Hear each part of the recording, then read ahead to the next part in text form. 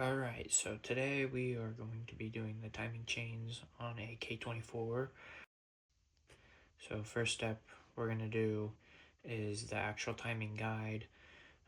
Right here you'll see we're going to be hand tightening these bolts down. There's three of them that hold in this timing chain guide. This is brand new timing chain guide that I'm using right here.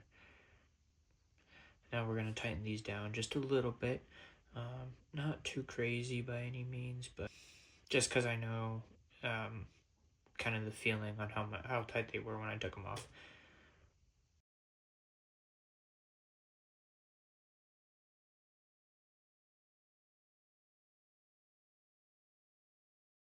And this is the tensioner guide. So this right here, we're going to tighten it down just a little bit, not too much, enough to allow it to swing. Um, and this, so this is the tensioner. This is a brand new tensioner. It has the pin in it. We don't want to remove the pin until we have it all situated. It's just two bolts right here. It bolts right on. Super easy, and we're going to hand tighten these as well. This also pushes up on the tensioner guide to, tighten the chain while the motor is running. Pretty important. And so we're going to be tightening this a little bit, and I'll put up torque specs again on the screen for you. I just kind of tighten these down just by hand. This is your timing chain. The one that I got has these gold links in it, and you line up these gold links to the arrows that are shown on the cam gears as well as the crank gear. And you want to make sure your cam gears are in line with each other.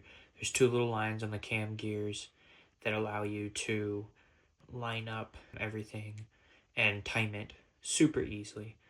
Right here I was struggling. I kept the bolt on, and you don't want to have that on there. You can't put it over the crankshaft.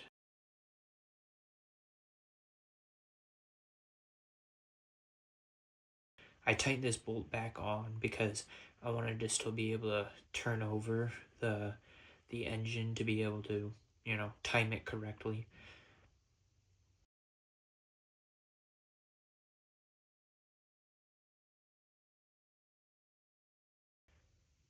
I had to take the tensioner guide back off to be able to get the chain on properly. It was putting too much tension on the actual chain itself. So I just took that off. You could probably also just take off the tensioner.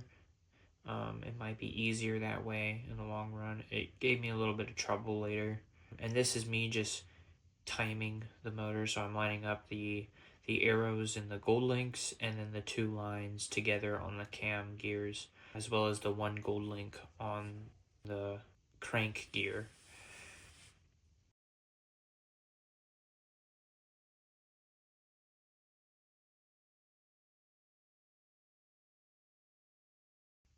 And this is me just making sure that this gold link is where it needs to be on this gear.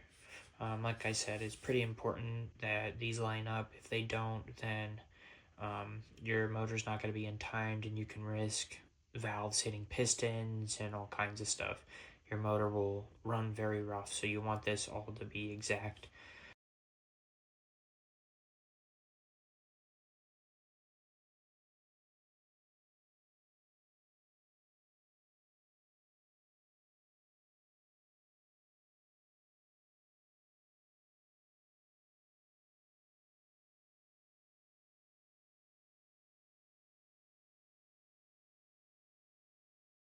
This is me putting the tensioner guide back in place. Um, like I said earlier, you could probably just take the tensioner off and it would be easier, but I didn't think about it when I was doing this, so it gave me a little bit of a hard time, but I got through it. And I'll pop up the torque specs for the the tensioner guide as well.